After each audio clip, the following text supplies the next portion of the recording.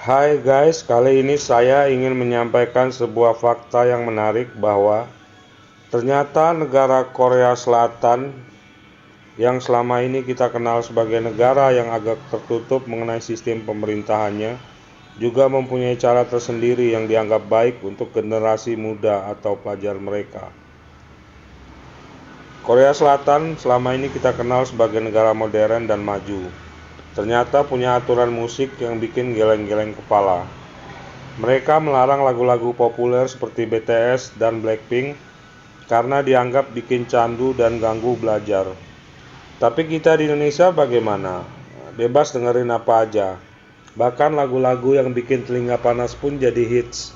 Mana yang lebih baik sih? Yuk kita bahas.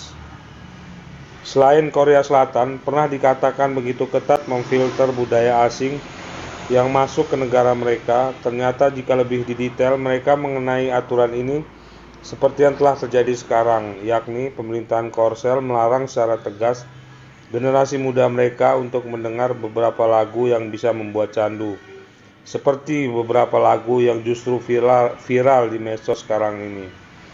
Di antaranya seperti lagu Rose Blackpink dan Bruno Mars yang berjudul Apathy, karena dianggap bisa mengganggu konsentrasi belajar.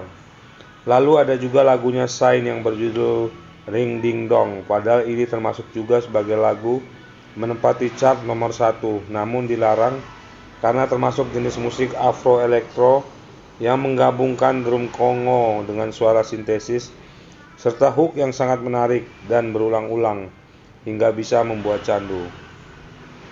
Lantas ada juga beberapa lagu terkenal lain yang karena alasan yang sama akhirnya juga dilarang, seperti lagu BTS berjudul Go Go dan Red Velvet berjudul Dam Dam atau Zim Zalabim.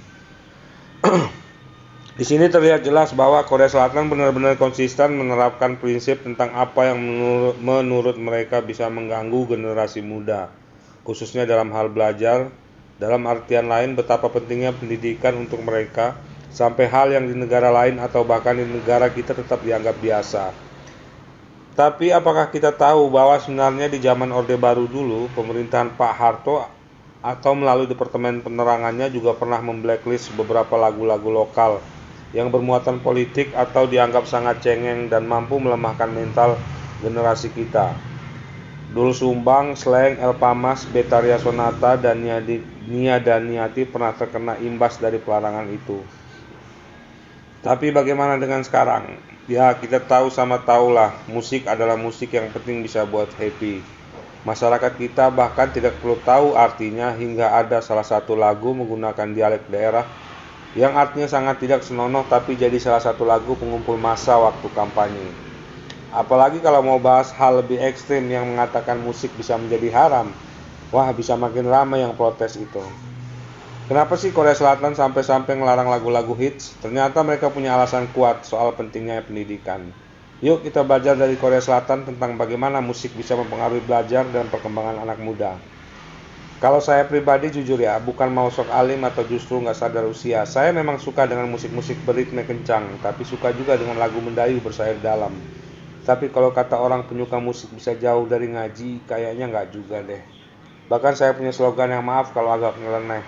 Mengaji membuat saya tenang dan musik membuat saya senang. Maaf kalau ada salah kata.